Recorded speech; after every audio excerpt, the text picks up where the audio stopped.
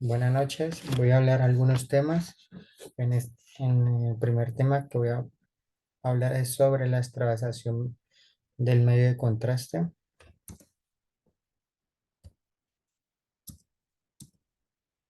Definición de extravasación del medio de contraste es una complejidad poco frecuente en el estudio radiológico con medio de contraste. Ocurre cuando se inyecta manualmente o con inyector automático de tomografía y resonancia, donde la vena no resiste la presión de la inyección, haciendo que se devuelva el medio de contraste y que se extravase. Aquí podemos observar un inyector automático. Es muy importante saber los parámetros y el tiempo de inyección para evitar una extravasación. Aquí es una técnica de inyección manualmente. Eso es para, para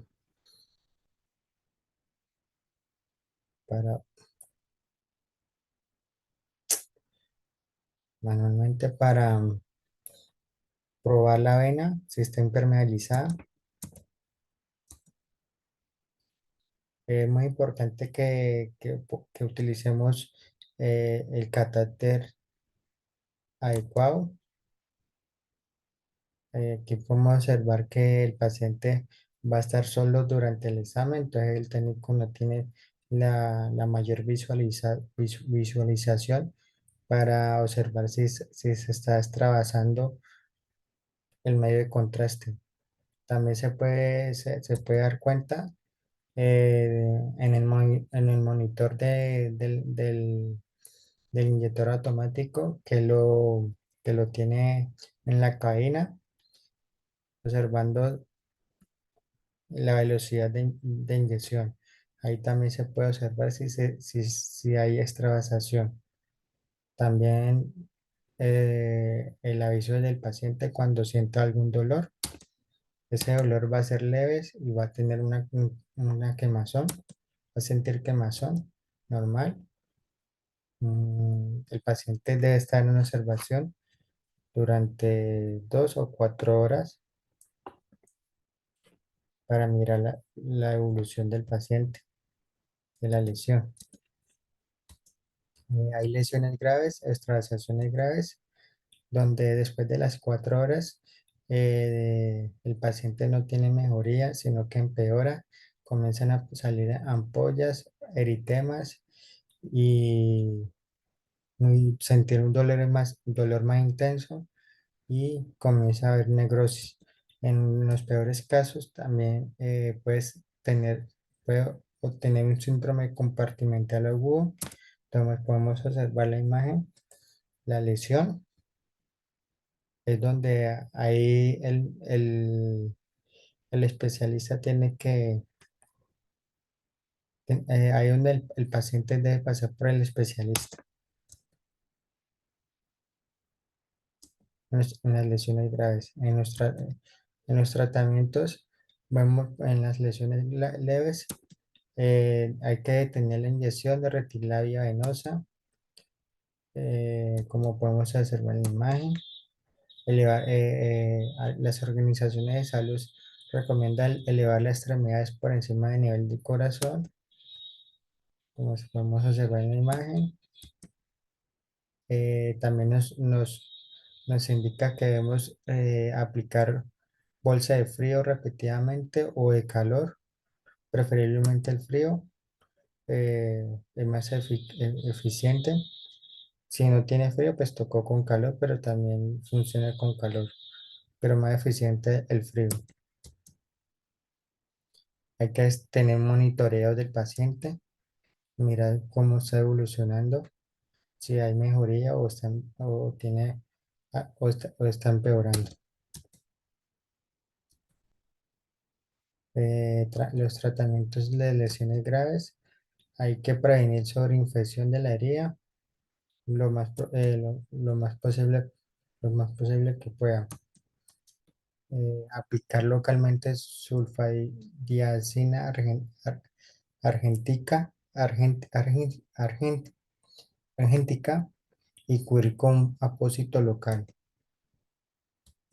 Eh, si todo es estos tratamientos no funcionan y empeora, ahí mm, eh, debemos llevar al paciente o remitir al paciente donde el especialista, donde el cirujano, donde él debe determinar si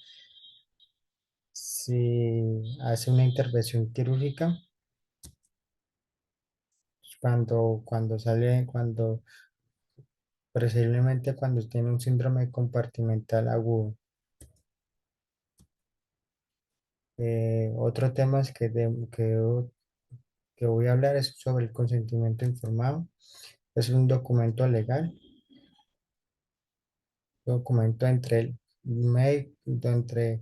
el médico y el paciente.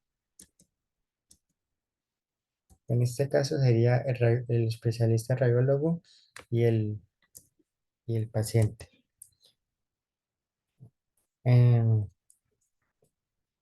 en la medicina existe una ética médica a nivel mundial donde todos los profesionales de la medicina en salud se, se alinean a esta ética para una, para una seguridad del paciente. Esta ética médica son leyes.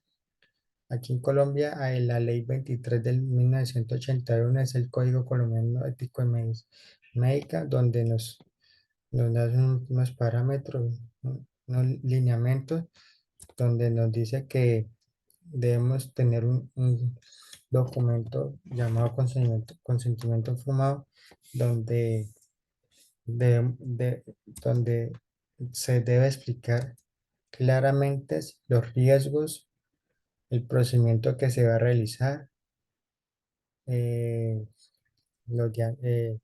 debemos preguntar también el diagnóstico del paciente, las alergias, los antecedentes del paciente, todo sobre el paciente y debemos explicar claramente el riesgo que puede tener durante el procedimiento. Ya después de explicado todo, el consentimiento tiene que llevar nombre completo del paciente, los datos personales del paciente, si tiene representante legal, los datos del representante legal, lo de- la explicación de los riesgos, eh, el diagnóstico,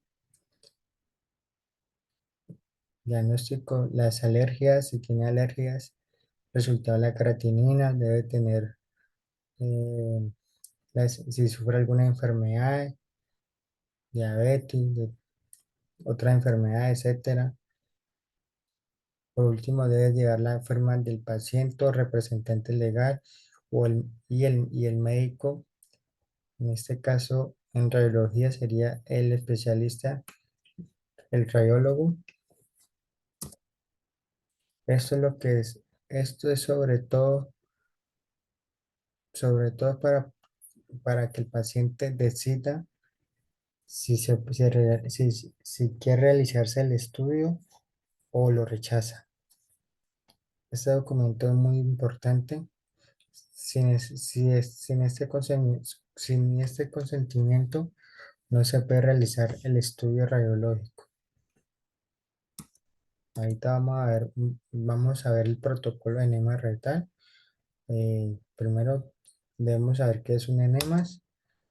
Son líquidos que ayudan a evacuar los desechos rectales. Aquí debemos ver un medicamento. Debemos primero preparar, preparar el medicamento con solución salina. Debemos lavarnos las manos, posicionar el paciente en la camilla de cúbito lateral, preferiblemente izquierdo. Después que el paciente esté posicionado, debemos tapar y dejar visualizado el recto, eh, abrir las nalgas, que es, inyectar la sonda por el recto. Después de comenzar a inyectar el líquido, alzar la bolsa a una altura de 30 centímetros por arriba del ano o 45 centímetros sobre desde la camilla. Debemos parar cuando el paciente se siente, se siente lleno o olor. Debemos retirarla. Si siente algún dolor muy fuerte, debemos inyectar la sonda eh, fuertemente sin causar lesión al paciente. Por último, cuando se termine de inyectar el enema, debemos retirar la sonda y observar las haces. Por último, tener un registro sobre la fecha y hora que se realizó. Debemos prevenir no administrar enema a nadie que presente dolor abdominal intenso, una obstrucción intestinal o inflamación o una infección. No fuerce la inserción de tubo en el recto. No administre la solución rápidamente. No deje que el paciente tire la cadena antes de observar sus haces.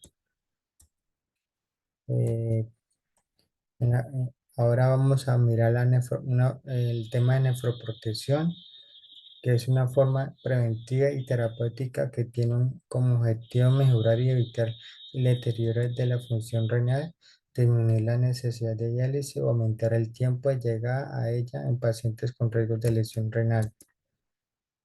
Pacientes con riesgos son los pacientes que reciben diálisis y los pacientes que tienen una creatinina menor.